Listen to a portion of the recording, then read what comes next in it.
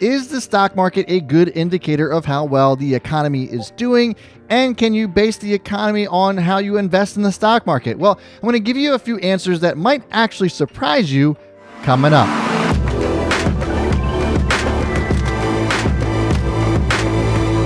All right, guys, so the stock market versus the economy. Is there actually any correlation? I'm sure it's a question that a lot of you guys have been asking yourselves as the economy has been sinking, unemployment is up, but the stock market continues to climb. So what gives? Well, I'm going to give you some answers that might clear some things up for you, but before that, I just want to welcome you to my channel. Hi, my name is Brad, and this is Own the Chaos. The stock market is a crazy and chaotic place, and I've made it my mission to help you own it. So if you want to see more content like this and own the chaos with me, I would appreciate a subscription, and as well as hitting that notification bell to get notified every time I put up a video. Also, real quick, I just want to invite you guys over to check out the Chaos Crew. Each and every morning, I give my Chaos Crew members a watch list before the market opens to get a really good snapshot of what to expect throughout the entire day, as well as a few stocks to keep an eye on. So if that's something that you see value in for $4.99 a month, I would be happy to see you there. So does a strong stock market indicate a strong economy? Or does the strong economy mean that the stock market's going to continue to go up?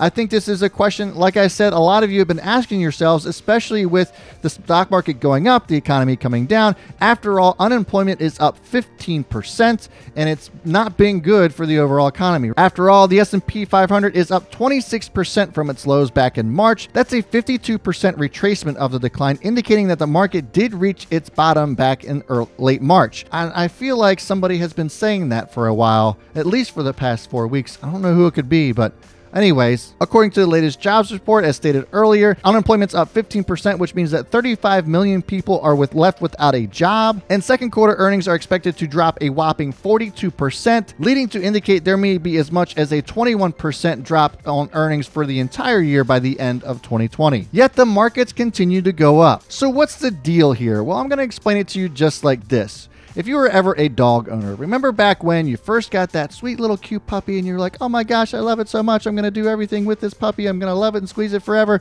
And then you tried to put it on a leash to teach it how to walk. Remember the nightmare that was? You were trying to walk down the sidewalk in a straight, easy, calm path. And what was the puppy doing, right? It was running all over the place, barking at the neighbor's cat, chasing squirrels, peeing on everything it saw, and doing everything but walking on the sidewalk. Well, that's pretty much the relationship between the economy and the stock market. Picture yourself as the economy and the stock market as the dog. The economy likes to go on a straight, even path, whereas the stock market likes to go all over the place. It's funny to see when people see huge moves in the stock market that they automatically equate this to, oh, well, I'm going to have a fantastic year in my investments, business is going to boom, or it's going to fall, right? We see the stock market crash and all of a sudden the sky is falling and everybody is going into a serious panic. When in reality, it may not have anything to do with the economy at all. When you want to evaluate the health of the economy, what you really want to look at is GDP, or gross domestic product. Now, this is a calculation that's comprised of consumer spending, government spending, investments, and also exports. The largest part of this calculation is consumer spending. People like you and me that go buy houses, cars, go on vacations, and yes, buy that invaluable toilet paper. Speaking of invaluable, I consider the like button to be invaluable in my little world, so if you're getting value out of today's video, I certainly would appreciate a good old thumbs up. Now, as far as the stock market's concerned, oftentimes it moves based off of a reaction of certain key factors, not just economic related. It also moves based off of what may happen in the future, not what's going on right now, which is why oftentimes we see the stock market start to turn well before unemployment peaks and a lot of other key factors, which is kind of what we're seeing right now, right? And since nobody can accurately predict the future, that's why the stock market moves all over the place, and you'll see the economy moving at this pretty steady line for the most part. Even if you had all the economic information for the next year and even 5 years, it would still be next to impossible to predict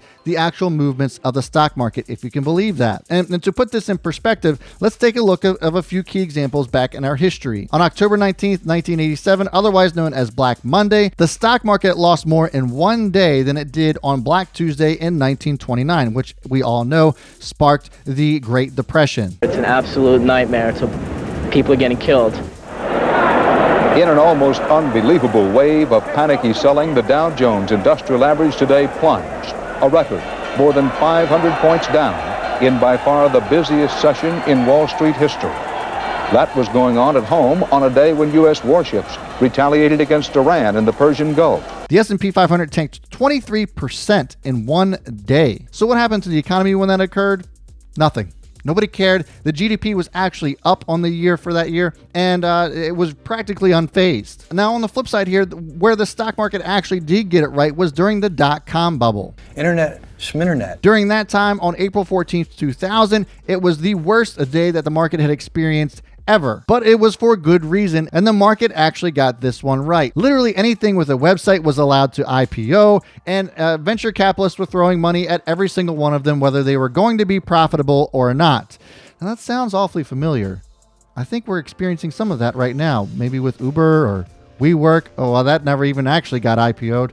But anyways, literally Americans could hardly go out and run errands without receiving some sort of stock tip. Stock trading manuals were being handed out like crazy, and it was just a wild time during the stock market. But this just goes to show that only sometimes the stock market can indicate economic movement. But there are so many other factors that move the stock market, and it's not just the economy. Everything from geopolitical issues to natural disasters, much like the one we are in now, interest rates, which is one reason why the markets are holding up, tax rates, law changes, etc. There are so many things that affect the stock market that have nothing to do directly with the economy, and that's why it's so hard to predict. If there were some magic formula, or if this happened, then the stock market would do this, we would all be filthy stinking rich. We've already seen how every Thursday jobless claims come out, jobless claims go up, and so does the stock market. That makes no sense, right? Well, that's because the stock market is that barking dog that's peeing all over the place. But can a booming economy indicate a strong stock market? And the answer is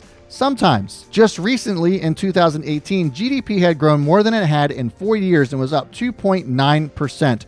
Unemployment was down to 3.8%.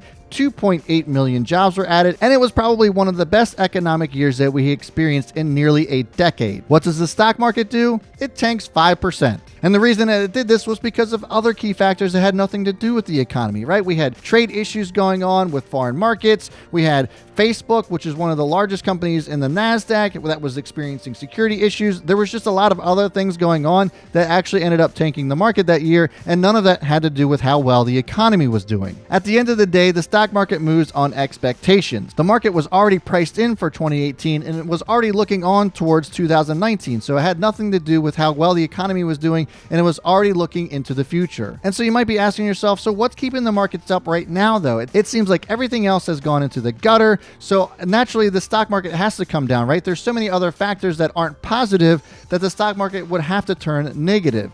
Well, not necessarily. There are two key factors that are keeping the stock markets up and keeping them climbing, and they may continue to climb if these factors still remain in play. One of them is that the Federal Reserve cut interest rates down to 0.25%. This means that this is the interest rate banks would receive to keep their money in the Fed. Sounds like a pretty crappy return, right? Well, it is. This, in theory, motivates banks to take money out of the Fed and invest it elsewhere into the economy, boosting the GDP, allowing people to spend more, which actually helps the economy in turn and could potentially help the stock market as a result. Not only that, but the Fed has injected $2.3 trillion into municipal bonds and some other riskier debt, as well as $1.5 trillion of that directly into the stock market. So that is what boosted it up from its lows. The second factor is the possibility of the U.S. opening back up for business. The markets are hopeful that treatments, vaccines, and cures will boost the economy and get everybody back to work, which then obviously brings back more spending and could, in theory, help the economy as well. So can the market crash again? It's certainly possible, as I've disclosed in previous videos,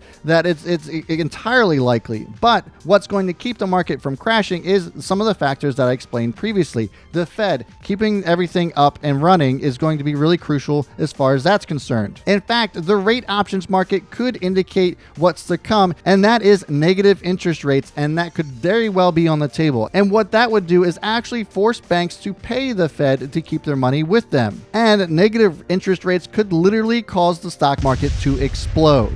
Why?